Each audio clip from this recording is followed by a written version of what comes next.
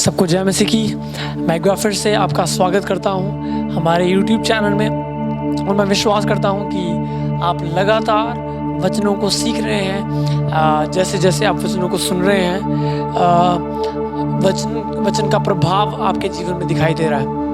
वचन कहता है कि जो परमेश्वर का वचन है वो जीवित और प्रभावशाली है।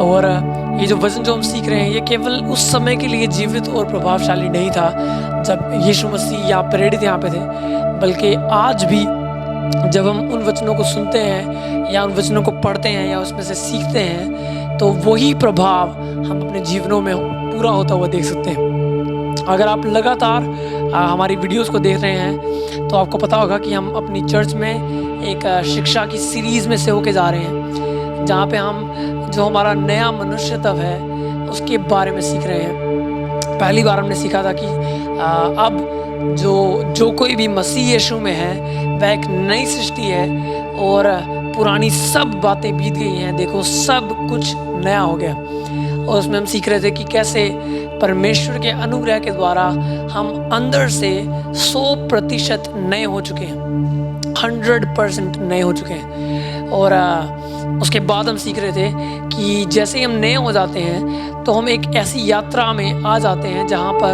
हम लगातार महिमा से महिमा में बढ़ते हैं, जहाँ पे हम लगातार अपने पुराने स्वभाव को, पुराने मनुष्यत्व को उतारते हैं और नए मनुष्यत्व को पहनते हैं और उसके अनुसार जीते हैं। पिछले हफ्ते हम लोग सीख रहे थे कि ये जो नया जीवन है या फिर ये जो एक चीज़ जो मसीह विश्वास को बाकी सारे धर्मों या विश्वासों से अलग करती है वो ये है कि बाकी सारे विश्वास हमें ये सिखाते हैं कि हमें कुछ कार्य करके, कुछ प्रथाओं को, कुछ रीति रिवाजों को फॉलो करके कुछ बनने की ज़रूरत है। लेकिन मसीह विश्वास ये कहता है कि प्रभु ने अपने अनुग्रह में तुम्हें एक पोजीशन दे दी है, तुम्हें कुछ बना दिया है और अब सिर्फ हम उस पहचान में जीते रहते हैं। जैसे हमने इंसान बनने के लिए कोई काम नहीं किया, हम एक इंसान के रूप में पैदा हुए थे, वैसे ही अब जब आप मसीह में हैं तो आप मसीह में पैदा हुए हैं, आप परमेश्वर के राज्य में आपका जन्म हुआ है। इसलिए उसमें जीने के लिए, उसमें बढ़ने के लिए हमें कुछ इननेचुरल करने की ज़रूरत नहीं है, बल्कि हम स्वाभाविक रूप में उसमें बढ़ते जाएंगे। तो जैसे हम इस सीरीज़ के अंत में आ रहे हैं, हम चाहते थे कि हम लोग सवालों को लें, जो सवाल इस शिक्षा में आपके दिमाग में आए हैं। कई बार जब आप सीखते हैं तो हम सोचते हैं कि हाँ भाई मैं समझ रहा हूँ आप क्या कह रहे हैं, लेकिन बाइबल में ये आयत है, इसके बारे में आप क्या कहते हो, या मेरा इसमें सोचने का तरीका थोड़ा अलग है। तो हम लोगों ने कुछ सवाल लिखे हैं जो हमारे चर्च में से लोगों के ने हमसे पूछे, और आज मैं कोशिश करूँगा कि उन सवालों को हम आंसर कर पाएँ। और मैं विश्वास करता हूँ कि जैसे जैसे हम वो करेंगे आप भी सुनते सुनते आपकी बढ़ोतरी होगी और आप आशीष को पाएंगे।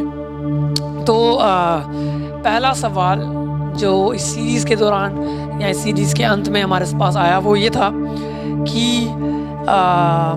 How can a person experience the new while he is still struggling in the same issues as yesterday. कि एक व्यक्ति उस नए मनुष्यत्व को या उस नई चीज़ को कैसे एक्सपीरियंस कर सकता है अगर वो कल की या पुरानी बातों में अभी भी जूझ रहा है। अभी बहुत ही वैलिड क्वेश्चन हैं, क्योंकि ज़्यादातर मसीह लोग, जैसे मैंने बताया पहले कि जब आप मसीह में जन्म लेते हैं, जब आपका नया जन्म होता है तो हम पैदा होते ही परफेक्ट नहीं होते। कोई बच्चा पैदा होते ही परफेक्ट नहीं होता। ऐसा नहीं है कि वो पैदा हुआ है और आज ही वो चलना शुरू कर देगा या फिर आज ही उसको सारी भाषाएं आ जाएंगी। जैसे जैसे वो उम्र में बड़ा होता है वो परिपक्व होता है, वो मैच्योर होता है, और मैच्योरिटी में वो चलना सीखता है, वो बातचीत करना सीखता है, वो अपने कल्चर को सीखता है, अपनी सभ्यता को सीखता है। वो जानता है कि भाई ये चीज़ मुझे नहीं करनी, ये चीज़ नुकसानदायक है, ये चीज़ फ़ायदेमंद है। वैसे ही जब आप मसीह में आते हैं तो जो हिस्सा आपकी बीइंग का जो नया हो गया है वो है मेरी और आपकी आत्मा। हमारा मन और हमारा शरीर अभी नया नहीं हुआ। जब भी बाइबल हमारी स्पिरिट के बारे में, हमारी आत्मा के बारे में बात करती है तो बाइबल हमेशा भूतकाल में बात करती है या पास्ट टेंस में बात करती है। जैसे कि यीशु मसीह, जैसे इफिसियों पहले अध्याय में लिखा हुआ है कि हमें परमेश्वर ने सब प्रकार की आशीषों से स्वर्गीय स्थानों में आशीषित कर दिया है। ये नहीं लिखा कि वो कर रहा है, ना ही ये लिखा कि वो कर देगा, बल्कि वो लिख रहा है कि उसने हमें आशीषित कर दिया है। तो हमारी स्पिरिट में, हमारी आत्मिक वास्तविकता में हम पहले से ही आशीषित हैं। ये प्रेजेंट टेंस की बात नहीं है, ना ही ये भविष्य की बात है, ये भूतकाल की बात है। ये एक ऐसी इन्फॉर्मेशन है, एक ऐसी जानकारी है जो पहले से हो चुकी है। कोलोसियों में पौलुस लिखता है कि उसने हमें अंधकार के राज्य से निकाल कर ज्योति के राज्य में या अपने पुत्र के राज्य में डाल दिया। वो ये नहीं कह रहा कि वो मुझे ज्योति के राज्य में डाल रहा है, ना ही वो ये कह रहा है कि वो तुम्हें ज्योति के राज्य में डालेगा। वो भूतकाल की बात कर रहा है, क्योंकि वो हमारी स्पिरिचुअल रियलिटी की बात कर रहा है। लेकिन जब भी बाइबल हमारे मन के बारे में बात करती है, हमारे प्राण के बारे में बात करती है, तो वो हमेशा प्रेजेंट टेंस में बात करती है या फिर प्रेजेंट कॉन्टिन्यूअस में। वो हमेशा वर्तमान काल में बात करती है। जैसे रोमियो 12 अध्याय में पौलुस कहता है, इंग्लिश में लिखा हुआ, B renewed in the spirit of your mind. B renewed, वो कह रहा है तुम्हारे मन के नए हो जाने से तुम्हारा चाल चलन बदलता जाए। वही नहीं कह रहा कि तुम्हारा मन नया हो गया इसलिए तुम्हारा चाल चलन बदल गया। नहीं। और ये भी नहीं कह रहा कि तुम्हारा मन नया हो जाएगा और तुम्हारा चाल चलन बदल जाएगा, बल्कि वो वर्तमान काल में बात कर रहा है, क्योंकि वो माइंड की या प्राण की या सोल की बात कर रहा है। और जब पौलुस शरीर की बात करता है तो वो हमेशा भविष्य में बात करता है। पहला कुरिन्थियों की 15 अध्याय में पौलुस कहता है कि जब हम उसे देखेंगे तो पलक झपकते ही हम बदल जाएंगे। वो कहता है मैं तुमसे कहता हूँ कि हम सब मरेंगे नहीं, हम सब सोएंगे नहीं, बल्कि हम बदल जाएंगे। तो वो फ्यूचर टेंस की बात कर रहा है, वो भविष्य की बात कर रहा है कि भविष्य में जब यीशु मसीह का आगमन होगा तो हमारा शरीर, जो ये वाला शरीर है, ये बदल कर एक महिमा में शरीर में बदल जाएगा। तो जब वो हमारी आत्मा में बात करता है, आत्मा के बारे में बात करता है, तो वो भूतकाल में बात कर रहा है। जब वो हमारे प्राण के बारे में बात करता है तो वो भविष्य में बात करता है। तो वो वर्तमान काल में बात करता है। जब वो हमारे शरीर के बारे में बात करता है तो वो भविष्य में बात करता है। तो मैं आपको ये बताना चाहता हूँ कि वो हिस्सा जो आपका 100% बदल चुका है, वो मेरा और आपका प्राण नहीं है, शरीर नहीं है, बल्कि वो मेरी आत्मा है। मेरी आत्मा में मैं 100% नया हो चुका हूँ। लेकिन अभी भी मुझे अपने प्राण पे और अपने शरीर पे काम करने की ज़रूरत है। तो अगर मैं नया बन चुका हूँ, मेरी पहचान बदल गई है, लेकिन अभी भी मैं पुरानी चीज़ों में स्ट्रगल कर रहा हूँ, तो पहली चीज़ जो हमें समझने की ज़रूरत है वो ये है कि मेरी स्ट्रगल, मेरी पुरानी आदतें या मेरा पाप मेरी पहचान को नहीं बदलता। अब शायद आप में से कई लोगों के लिए ये थोड़ी सी बड़ी स्टेटमेंट होगी, लेकिन ये परमेश्वर के वचन का, नई वाचा का एक सत्य है। अगर आप नया जन्म पाए हुए व्यक्ति हैं तो पाप आपकी पहचान को नहीं बदलता। तो पहली चीज़ हमें ये जानने की ज़रूरत है कि भाई मैं एक धर्मी व्यक्ति हूँ। हाँ, मेरे जीवन में पाप ने प्रवेश किया है, तो मेरा पहला रिएक्शन ये होना चाहिए कि मुझे इस पाप को बाहर निकालना है। मैं किताब पढ़ रहा था और उसमें बहुत ही ज़बरदस्त एग्जाम्पल उन्होंने बताया ऐसी सिचुएशन के बारे में। उन्होंने बताया कि मान लो कि हम सड़क में चल रहा हूँ मैं, और सड़क में चलते चलते मैं कील के ऊपर मेरा पैर मैंने रख दिया, और वो कील मेरे पैर के अंदर घुस गया, मेरे शूज़ के अंदर घुस के मेरे पैर के अंदर घुस गया, और मुझे पता चल गया कि मेरे पैर में कील घुस गया। और क्या कहते हैं, उसके बाद मैं चलता जा रहा हूँ, मुझे पता है मुझे दर्द हो रही है, वो कील की दर्द मुझे परेशान कर रही है। तो जब मैं बैठता हूँ तो मैं ये नहीं कहता क्योंकि मेरे पैर में कील घुस गया है तो मैं कील बन गया हूँ। मैं एक इंसान हूँ जिसके पैर के अंदर कील घुस गया जो मुझे नुकसान दे रहा है। वैसे ही मेरे भाई और बहनों, जब मैं धर्मी बन गया हूँ तो पॉसिबिलिटी है कि मेरे जीवन में पाप एंटर कर सकता है। मेरी अभिलाषाओं की वजह से, मेरी लालसाओं की वजह से मेरे जीवन में पाप एंटर कर सकता है। लेकिन इसका मतलब ये नहीं है कि मैं पापी बन गया हूँ। मैं एक धर्मी व्यक्ति हूँ जिसकी लाइफ में पाप एंटर कर रहा है जो नुकसानदायक है। अब क्योंकि मैं धर्मी बन चुका हूँ, मेरा पहला रिएक्शन ये है, सडन रिएक्शन ये है कि मुझे पहली कोशिश करनी है कि मुझे उस पाप को बाहर निकालना है। मैं मन फिराऊँ, मैं रिपेंट करूँ, मैं अपने माइंड को चेंज करूँ और उसी समय उस पाप को अपने जीवन से बाहर निकालूँ। दूसरी चीज़ जो बहुत ज़रूरी है हमारे लिए वो ये है कि हम एक ऐसी संगति में रहें जो विश्वासियों की संगति हो, जहाँ पर आप जैसे हैं आप एग्जैक्टली वैसे रह सकें। कई बार जब हम चर्च में आते हैं या फिर जब हम मसीहों के बीच में होते हैं तो हम एक मुखौटा पहन लेते हैं और हम दिखाने की कोशिश करते हैं, हम अपनी एक ऐसी तस्वीर दिखाने की कोशिश करते हैं जो असली में हम नहीं है। और हो क्या रहा है कि जहाँ पे हमको गाइडेंस चाहिए, जहाँ पे हमको करेक्शन चाहिए, वहाँ पे हमको करेक्शन नहीं मिल पाएगी, क्योंकि हम चर्च में परफेक्ट होकर दिखा रहे हैं अपने आप को। लेकिन जब मैं ईमानदारी से अपने आसपास के लोगों के सामने वैसे आऊँगा जैसा मैं हूँ, अगर मेरे जीवन में किसी बुरी आदत के साथ मैं स्ट्रगल कर रहा हूँ, अगर मैं पाप के साथ जद्दोजहद कर रहा हूँ, अगर मैं ईमानदारी से आगे बताऊँगा, तो परमेश्वर का वचन पहला ही यूहन्ना में कहता है कि हम अपने पापों को भाइयों के बीच में अंगीकार करें। और लिखा है कि जब हम ऐसा करेंगे तो हमारा स्वर्गीय पिता हमें माफ़ करेगा। तो पहली चीज़ है ये है कि उससे ये हमको एफर्मेशन मिलेगी कि मेरा स्वर्गीय पिता मेरे पापों को माफ़ करता है। दूसरी चीज़, जहाँ पे मुझे करेक्शन चाहिए, जहाँ पे मुझे एनकरेजमेंट चाहिए, जहाँ पे मुझे काउंसलिंग चाहिए, जहाँ पे मुझे प्रेयर चाहिए, वो मेरे भाई और बहन मुझे दे सकते हैं। हम अकेले दौड़ने के लिए नहीं बनाए गए। ये मसीह जीवन एक ऐसा जीवन नहीं है कि भैया मैंने मसीह पर विश्वास कर लिया, मैं ही हूँ और प्रभु है। नहीं नहीं नहीं, परमेश्वर ने हमको डिज़ाइन किया है ताकि हम कम्युनिटी में रहें।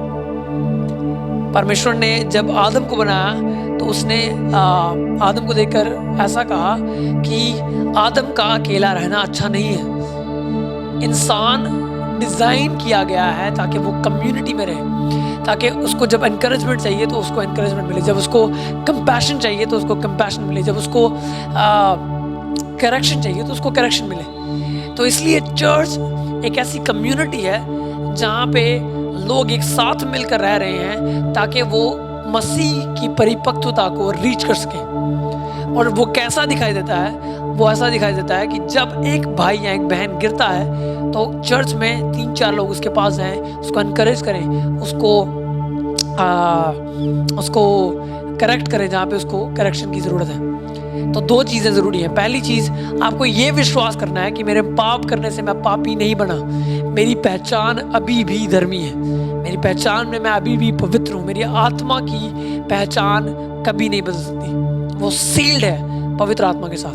लेकिन पाप नुकसानदायक है मेरे जीवन के लिए, ये समझ के पहली चीज़ मुझे करनी है कि मुझे कोशिश करनी है कि पाप को मैं बाहर निकालूं, मैं मन फिराऊं, मुझे कहाँ पे अपने मन में एडजस्टमेंट करनी है उसको मैं करूं। और उसको करने के लिए कई बार हमको कम्युनिटी में आना पड़ता है और ईमानदारी के साथ लोगों के सामने रहना पड़ता है।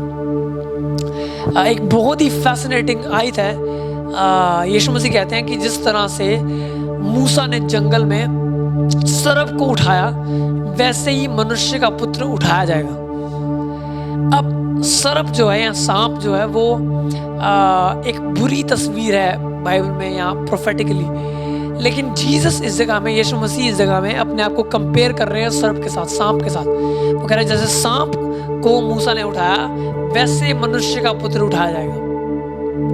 तो जब मैं इसको पढ़ रहा था मैं सोचने लगा कि परमेश्वर आप क्या सिखाना चाहते हैं इसमें से। तो मुझे जो सीखने में मिला वो ये था कि सांप, अगर आपको मूसा की कहानी पता हो तो सांप वो चीज़ थी जो इजराइली लोगों को डस रही थी और उसके डसने की वजह से कई लोग मर रहे थे। अब मूसा ने उस चीज़ को हाईलाइट कर दिया जो चीज़ लोगों को नुकसान पहुंचाई थी, वो चीज़ लाइट में आ गई, वो चीज़ ज्योतिमय हो गई। अब क्योंकि वो ज्योतिमय हो गई है उसने अपनी पावर को लूज कर दिया। तो जैसे ही वो चीज़ जो मेरे को नुकसान दे रही है, जैसे वो पाप जो मुझे नुकसान दे रहा है, जो सिर्फ मुझे पता है, जैसे ही उस चीज़ को मैं लाइट में लेके आता हूँ, अपने आसपास के लोगों की संगति में लेके आता हूँ, वो पाप या वो बुरी आदत का पावर आपके ऊपर से कम हो जाती है। तो इन चीज़ों को याद रखें। ज़रूर है कि हम स्ट्रगल करेंगे कई बार कई चीज़ों के साथ, लेकिन हमें जानना है कि मेरी पहचान में मैं धर्मी हूँ, परमेश्वर मेरे साथ है, परमेश्वर मेरे विरुद्ध नहीं हो गया। परमेश्वर पाप के विरुद्ध है, वो पाप जो आपके विरुद्ध है। परमेश्वर आपकी ओर है और आप और परमेश्वर एक साथ मिलकर उस पाप के विरुद्ध खड़े हैं। आमीन। ऐसा नहीं है कि वो पाप भी आपके विरुद्ध है, परमेश्वर भी आपके विरुद्ध है, शैतान भी आपके विरुद्ध है, चर्च भी आपके विरुद्ध है और आप अकेले लड़ रहे हैं। परमेश्वर आपके साथ है, पवित्र आत्मा आपके साथ है, कलीसिया आपके साथ है और पाप वो दुश्मन है जिसके ऊपर आपको जयमत होना है। आमीन। हम अगले क्वेश्चन में जाएंगे। वो अगला क्वेश्चन ये है कि परमेश्वर, how God sees sin and punishment in the new covenant.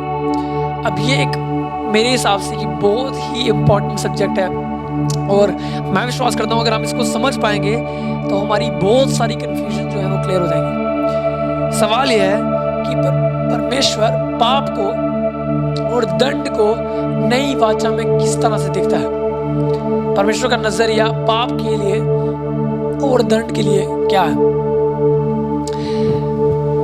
पाप पहली चीज हमें देखना है कि नए नियम में परमेश्वर, नए नियम या पुराने नियम में परमेश्वर पाप को एक क्रिया के रूप में नहीं देखता। जब हम पाप के बारे में सोचते हैं तो पहली चीज जो हमारे दिमाग में आती है, कुछ चीजें जो हमारे दिमाग में आती हैं वो होती हैं झूठ बोलना पाप है, व्यभिचार करना पाप है, हत्या करना पाप है, धोखेबाजी पाप है। और ये सारी चीजें जबकि पाप दिखाई दे सकती हैं, लेकिन असली में पाप एक स्वभाव है। पाप क्रिया नहीं है, बल्कि पाप एक आइडेंटिटी है, या वो एक स्वभाव है, वो एक पहचान है। मैं आपको इस तरह से समझाता हूँ कि आपको पता है कि हम लोग पाप करके पापी नहीं बने थे। हम लोग पापी थे इसलिए हम लोग पाप करते थे। मैं झूठ बोल के, व्यभिचार करके, धोखेबाजी करके मैं पापी नहीं बना। मेरे अंदर पाप का स्वभाव था, इसलिए मैं ये सारे काम करता था। मेरे अंदर से पाप ऑटोमेटिकली नेचुरली फ्लो करता था, क्योंकि मेरे अंदर पाप का स्वभाव था। अब जब मैं नया हो गया हूँ, मेरा स्वभाव बदल गया है, अब मैं धर्मी बन चुका हूँ। तो जब यूहन्ना बपतिस्मा देने वाले ने यीशु को देखा तो बाइबल कहती है, उसने कहा कि देखो परमेश्वर का मेमना जो जगत के पाप को उठा कर लेकर जाता है, ना कि जगत के पापों को। जगत के पाप को उठाए लेके जाता है। सिंगुलर एक पाप की बात कर रहा हूँ और मल्टीपल पापों की बात नहीं कर रहा, वो एक पाप की बात कर रहा है। और वो जो वर्ड वहाँ पे इस्तेमाल किया गया है, वो वर्ड एक नाउन है, ना कि वो वर्ब है। वो एक स्वभाव की बात है, ना कि वो क्रिया की बात है। आमीन। जब पौलुस दूसरा कुरिन्थियों 5 उसकी 21 आयत में कहता है, वह जो पाप से अज्ञात था उसे परमेश्वर ने मेरे और आपकी खातिर पाप बना दिया। उसने मुझे उसको पापी नहीं बनाया या फिर पापों नहीं बनाया, बल्कि पाप बनाया। एक नेचर उसने उसके ऊपर ट्रांसफर कर दिया गया। और आपको पता है यीशु मसीह बिना पाप किए पाप बन गया। बाइबल में लिखा हुआ कि वो लिमिटेड रहा, वो मनुष्य की लिमिटेशंस में रहा, लेकिन उसके बावजूद उसने पाप नहीं किया। तो यीशु मसीह ने कोई क्रिया वाला पाप नहीं किया। उसने झूठ नहीं बोला, उसने धोखेबाजी नहीं की, उसने व्यभिचार नहीं किया, उसने हत्या नहीं की, उसने इनमें से कुछ नहीं किया। लेकिन वचन कहता है कि उसको परमेश्वर ने पाप ठहराया। उसका नेचर शिफ्ट हुआ, वो नेचर, वो स्वभाव, वो आइडेंटिटी उसने अपने ऊपर ले ली अपनी स्वेच्छा के साथ। आप समझ रहे हैं मेरी बात? तो पाप क्रिया नहीं है, पाप एक स्वभाव है। तो नई वाचा में हो या पुरानी वाचा में हो, परमेश्वर पाप को क्रिया के रूप में नहीं देखता, परमेश्वर पाप को स्वभाव के रूप में देखता है। इब्रानियों का लिखने वाला कहता है कि हर साल की हुई कुर्बानियाँ अगर एक पापी को पाप से अलग कर देती, आज़ाद कर देती, तो उसको हर साल करने की ज़रूरत नहीं थी। उसको एक ही बार कुर्बानी दे दे और फिर वो बंदा आज़ाद होना चाहिए। लेकिन उसको बार बार वो प्रथा को करना पड़ता था, क्योंकि वो प्रथा, वो कुर्बानी, वो मेमने का लहू, वो कुर्बानी जो है, वो लहू जो है, वो टेम्पररीली उसके क्रिया की, उसके पापों की जो क्रियाएं हैं उसको साफ कर देता था, लेकिन उसके स्वभाव को कभी बदल नहीं पाया, पाप को कभी उसके अंदर से निकाल नहीं पाया। लेकिन यीशु मसीह ने पाप का सॉल्यूशन आकर दिखाया ऐसे कि वो पाप बन गया, और जब वो पाप बना तो सिर्फ वो पाप उसने लिया नहीं, बल्कि उसने अपनी पहचान जो कि धार्मिकता है, अपना स्वभाव, अपना नेचर जो कि धार्मिकता है, उसने मेरे और आपके ऊपर ट्रांसफर कर दी जब हमने उस पर विश्वास किया। आमीन। तो जैसे यीशु मसीह बिना किसी पाप की क्रिया को किए हुए पाप ठहर गया, वैसे ही आप बिना किसी धर्म के काम को किए हुए धर्मी ठहर चुके हैं। आमीन। तो ये पहली चीज है, पाप एक क्रिया नहीं है, बल्कि पाप एक नेचर है, पाप एक स्वभाव है जो बदल चुका है। अब आपकी स्पिरिट में आप पापी नहीं है, आपकी स्पिरिट में आप धर्मी है, चाहे आपने कोई धर्मी काम नहीं किया हो, लेकिन वो ट्रांसफर, वो इम्प्यूटेड राइचियसनेस है, आप परमेश्वर की धार्मिकता बन चुके हैं, आप उसमें पैदा हुए हैं। आमीन। दूसरा भाग है इस सवाल का कि परमेश्वर दंड को कैसे देखता है। देखें कि परमेश्वर जो है वो परमेश्वर दंड को इस रूप में देखता है कि परमेश्वर, बाइबल में लिखा हो कि परमेश्वर नहीं चाहता कि कोई भी नाश हो, कोई भी दंड पाए। परमेश्वर जब पाप को देखता है, गलती को देखता है, तो वो उसका सॉल्यूशन देखता है कि भाई इसको कैसे बहाल किया जाए, इसको कैसे रिस्टोर किया जाए, ना कि इसको कैसे दंड दिया जाए। देखो, दंड और माफी दोनों एक जगह पे नहीं रह सकते, या तो आपको दंड मिलेगा या तो आप माफ किए जाएंगे, आप दोनों सेम जगह पे नहीं रह सकते।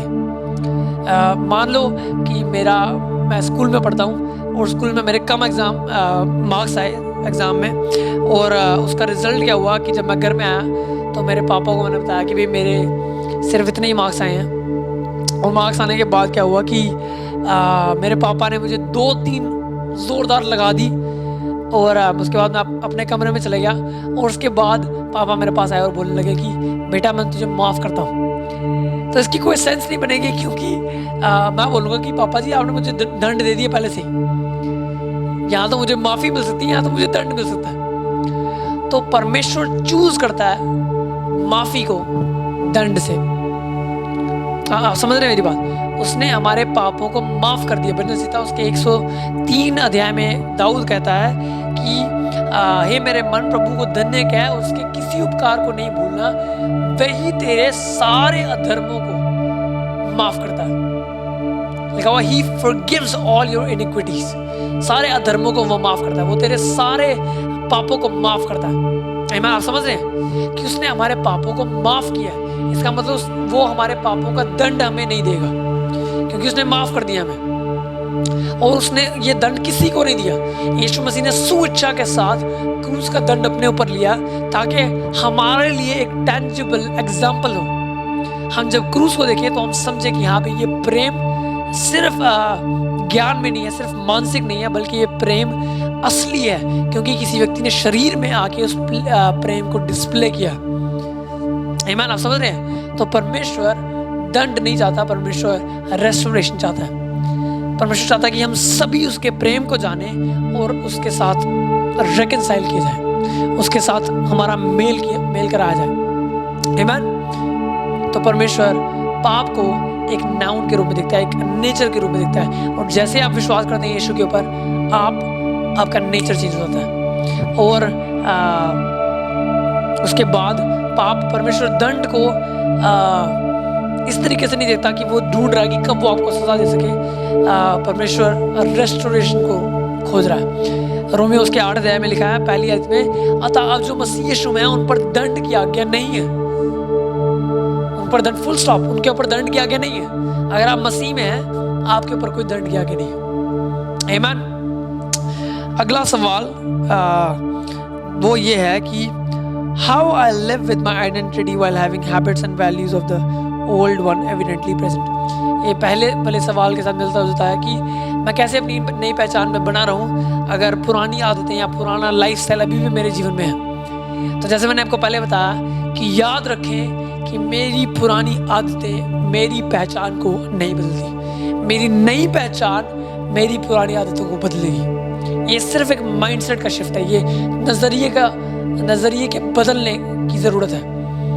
ये बात नहीं कि मैं पुरानी आदतें मेरे पहचान को बदल देंगी, बल्कि मुझे ऐसे सोचना है कि मेरी नई पहचान मेरी सारी पुरानी आदतों को बदल देगी। परमेश्वर का अनुग्रह मुझे एम्पावर करेगा कि मैं एक धर्मी जीवन जी सकूं, मैं एक पवित्र जीवन जी सकूं। क्योंकि अब मैं पवित्र जीवन जी सकूं, क्योंकि मैं एक पवित्र व्यक्ति बन चुका हूं, वो नेचर मेरे अंदर आ गया है। क्योंकि मैं एक धर्मी व्यक्ति बन चुका हूँ, वो नेचर मेरे अंदर आ गया है। अब वो स्वभाव मुझे एम्पावर करता है, मुझे शक्ति देता है ताकि मैं उस स्वभाव में चल सकूं। आमीन। और दूसरा पॉइंट इंपॉर्टेंट है कि आप एक ऐसी कम्युनिटी में रहो जहाँ पे लगातार आपको एम्पावरमेंट मिले, जहाँ पे लगातार आपको एनकरेजमेंट मिले, जहाँ पे लगातार आपको ये बताया जाए कि आप असली में कौन है। जब एक छोटा बच्चा बड़ा होता है तो बचपन में कई बार हम जानवरों की तरह हरकतें करने जाते हैं, खेलते हमारे माँ बाप हमको ये नहीं कहते ओ तू तो जानवर ही बन गया। कई बार माँ बाप बोल भी देते हैं, लेकिन फिर वापस हमको याद करवाते हैं कि भाई तू एक जानवर नहीं है, तू एक इंसान है। इसलिए तू इंसान के रीति से काम कर, इंसान की रीति से स्वभाव जी। आमीन। आप समझ रहे हैं मेरी बात को? तो इस चीज़ को याद रखना है। एक आखिरी क्वेश्चन है, Jesus was fully divine but did he use his divinity to maintain the connection, और did he maintain his connection with the father as a human being would by faith and trust in the father. अब ये बहुत important चीज़ है। पहली चीज़, सवाल ये है कि यीशु मसीह प्रभु था, वो 100% परमेश्वर था, कभी परमेश्वर होना उसने बंद नहीं किया। लेकिन क्या उसने अपना कनेक्शन जो पिता के साथ था वो परमेश्वर होने के रूप में बना के रखा, या वो मनुष्य के रूप में भरोसा करके और विश्वास के साथ कनेक्शन बनाता रहा? मुझे लगता है कि यीशु मसीह का आना ने बहुत कुछ हमें सिखाया और बहुत कुछ चीज़ें चेंज कर दी हैं रियलिटी में। यीशु मसीह का सिर्फ मरना, गाड़ा जाना और जी उठना ही प्रभावशाली नहीं रहा, बल्कि यीशु मसीह का पूरा जीवन जो उसने शरीर में बताया वो पूरा जीवन प्रभावशाली है, और उस पूरे जीवन से हम कुछ ना कुछ सीख सकते हैं। तो बाइबल कहती है कि यीशु मसीह परमेश्वर था, फुल स्टॉप। उसने कभी परमेश्वर होना बंद नहीं किया, चाहे वो एक छोटा बालक था लेकिन वो परमेश्वर था। लेकिन सेम टाइम पे वो 100% मनुष्य था, 100% God, 100% man, son of God, son of man, परमेश्वर का पुत्र, मनुष्य का पुत्र। अब बाइबल में देखेंगे कई बार यीशु मसीह ने परमेश्वर के पुत्र की टर्म को इस्तेमाल किया है, और उससे ज़्यादा बार परमेश्वर ने मनुष्य के पुत्र की टर्म को इस्तेमाल किया कई बार। वो कहता है, नथानिएल को बोलता है, तू देखेगा कि मनुष्य के पुत्र के ऊपर स्वर्गदूतों को आते हुए देखेगा, तो स्वर्ग को खुला हुआ देखेगा। कई बार उसने मनुष्य के पुत्र की टर्म को इस्तेमाल किया। तो दोनों 100% रियलिटी है।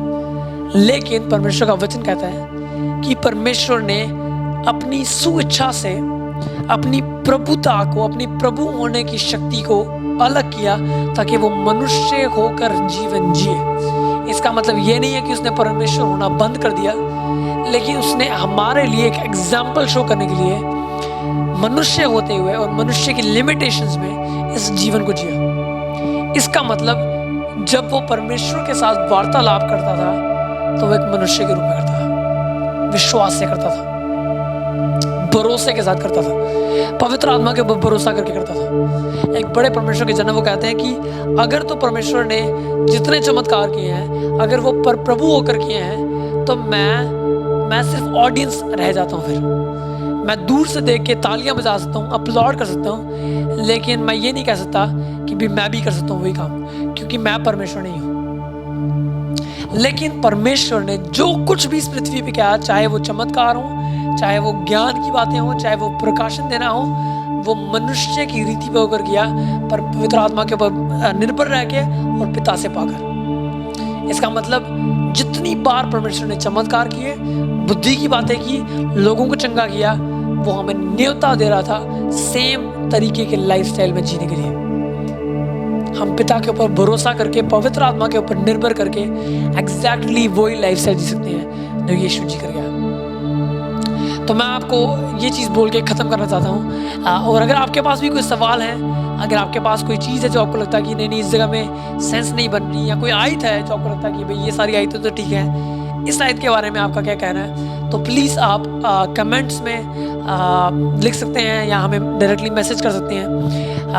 हम एनकरेज करते हैं सवालों को, और हम कोशिश करेंगे अगर हम उनका जवाब दे सकते हैं तो हम ज़रूर जवाब दें। लेकिन मैं अंत में सिर्फ आपको ये बताना चाहता हूँ कि आप मसीह में अगर हैं तो आपके ऊपर दंड की आज्ञा नहीं है। अगर आप मसीह में हैं तो आप 100% नए हो गए हैं, और वो नई आइडेंटिटी आपको एम्पावर करती है कि आप उस पहचान में अब चलना शुरू करें। ये काफ़ी नहीं है कि मैं स्पिरिट में नया हो गया हूँ।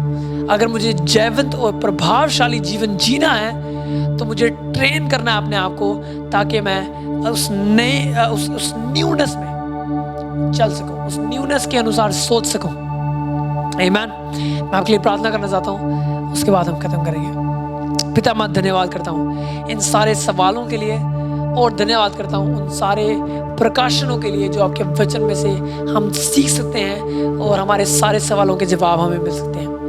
पिता मैं धन्यवाद करता हूँ उन सब लोगों को जो इसको सुनने जा रहे हैं। परमेश्वर मैं ज्ञान और प्रकाशन की आत्मा की घोषणा करता हूँ उनके ऊपर। परमेश्वर आपकी आत्मा जो उनके अंदर है वो उनके ऊपर डीप रेवलेशंस को रिवील करे, भेद की बातों को रिवील करे।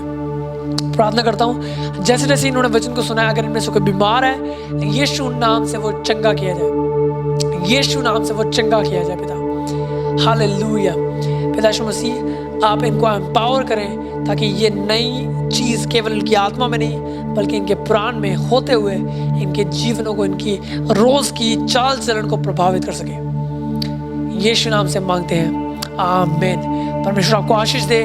हम दोबारा मिलेंगे।